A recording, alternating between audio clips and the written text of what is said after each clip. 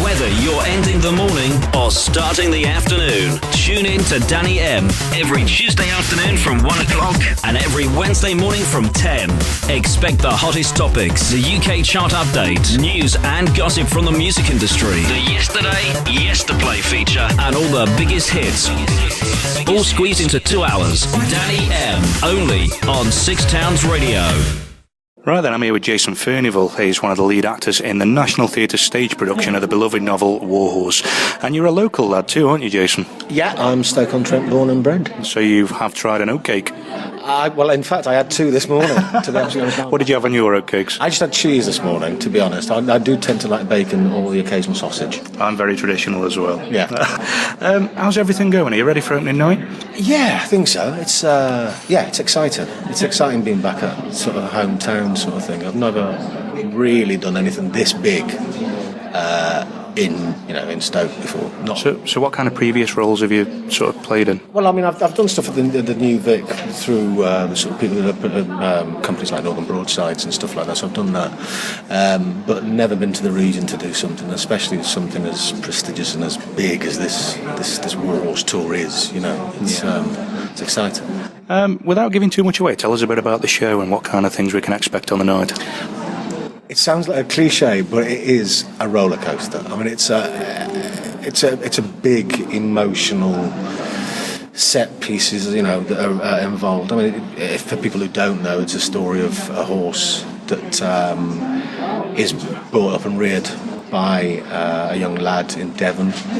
When World War I breaks out, a lot of the horses, as they did in real life, got sequestered and taken abroad to Flanders and France and Belgium. And it's the story of him trying to get his horse back. He enlists in the army, then follows it over to France trying to find it, and it's the story of the love between the boy and his horse and that sort of thing. So there's a great deal of the first half, especially the first half of the first half, is a story about Devon life, about the family of Albert, who's the Albert Narracott, who has Joey the horse. Yeah. And then World War I breaks out, and the village then becomes the part of the army, and then it goes into the second half. The end of the first half is the first charge, which I think was at the Somme. So the horses are charging into battle, and that's when they first encounter machine guns, which is something that they weren't expecting, historically expecting. That was a new weapon at the time, and it killed thousands. And that's that story. And then the second half, the story with Joey gets captured by the Germans, and Joey and Top Thun, who's another horse that goes in the British Army, they get captured, and they become part of the German army. And we follow their progress as Albert tries to find them over the next sort of hour of the show. I think it's the time scale, something like 2 or 3 years in real time, in the play. All squeezed into 2 hours. All squeezed into 2 hours. They did a grand job of getting it concise and all down there. Yeah. Now, originally, the writer, Michael Mapurgo, yeah. Am I pronouncing that right? Michael Mapurgo, yeah. I've read that he thought it was madness to try and get it onto the stage. Well, having spoken to him, he was when we first started rehearsing this, obviously he came in and had a chat with us about it. The book was written, I think, something on the lines of 20, 30 years ago. Yeah. And at the time wasn't very successful. It was one of his many books and from what I can gather, Tom Morris, who's one of the original directors of the National Theatre, along with Marianne Elliott, but Tom Morris's mum, he was looking for a new play to do at the National, and Tom Morris's mum, if I remember correctly, gave him this book and said, think about this is a great story. Well, if anybody who knows the book is written in the voice of Joey the horse. So his natural reaction was we can't have a talking horse on the stage of the National. And I think that was Michael Morpurgo's. A talking horse would actually be a bit freaky, wouldn't it? Yeah, I mean, it's weird enough having sort of puppet horses that you forget are puppets. Yeah. But then possibly have a talking horse to tell the story, I don't think would have gone down particularly well. But Michael Morpurgo, I think, was of the same opinion. He couldn't quite understand how they could translate it, how they could make it work. Can I just say, I did review Joseph a couple of weeks ago. There was a talking camel in that. What is that? There was a talking camel. Very strange, but it's not unheard of. I think if you make a camel talk on stage, you can do it with anything. Yeah, probably. But I think for this particular show, I mean, the fact that it's told from the point of view of the people around the horse, it works brilliantly. I mean, you do forget they are the stars of the show. They say nothing, but they are the stars of the show. It's won numerous major awards. Steven Spielberg's turned into a box office movie back in 2011, which was obviously a huge success as well. Yeah. And even the Queen and Prince Philip took a 4-year break from the theatre and then went to see this as their first private showing. So, that was back in the West End in 2009, if I remember correctly. It must be a proud moment for you to be a part of this. It's done so well around the world. It's selling tickets. Well, it's selling out everywhere. Yeah. So, what does it feel like to be a part of this? I still have to pinch myself. I know it sounds real cliche, but I still have to pinch myself most days I'm in to do the show, because to be part of something this big and this special, and it is, and again, it's not a cliche, it is a special show. Anybody who comes to see this show I can't see how they will fail to leave not feeling something. And the ones who have seen it before or have read the book, it's so close to their hearts, isn't it? You must feel like there's a lot of pressure on you to actually make it work for them.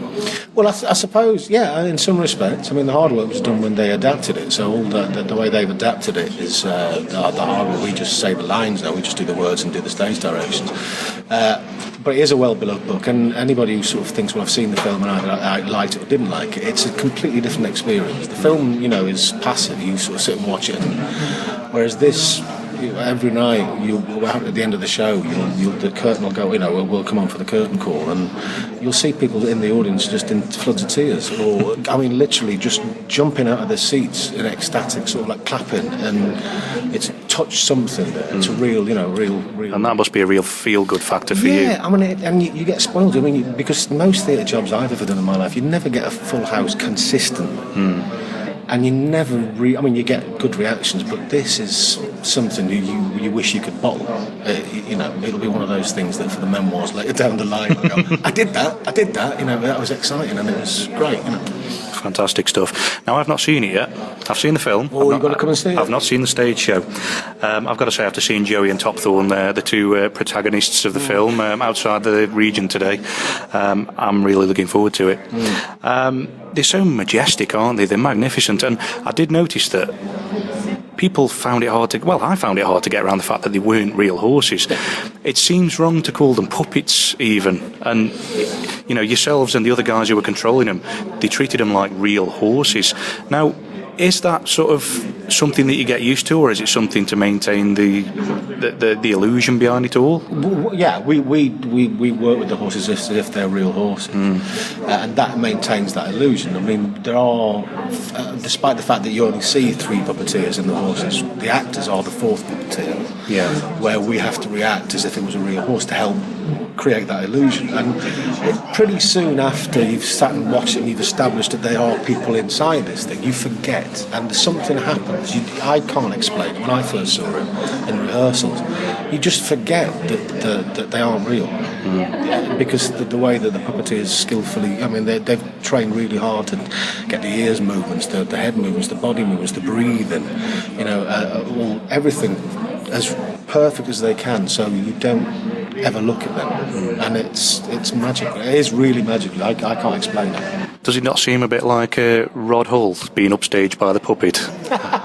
How does that feel, knowing that the puppets are the main sort of characters in it? We sort of know. Luckily the entire company are a fantastic company of actors, including the puppeteers who are actors as well. We sort of knew from day one, because you walk into a rehearsal room, you see these puppets move, these horses move, you're playing second fiddle to those horses, but that's perfectly fine, because we're telling the story and we're supporting that story. And there's very few egos, if any, in this company. So we go, this is the job, this is the story, that's what we do. It's not we don't mind being upstage with these horses, because it's such a nice thing to be involved with. It's a great show to do. Well, I'm excited. I'm going to be pushing it on our listeners to get the tickets and come and see it. But thank you for your time today, and thanks for chatting to me and the listeners. And good luck with the rest of the tour.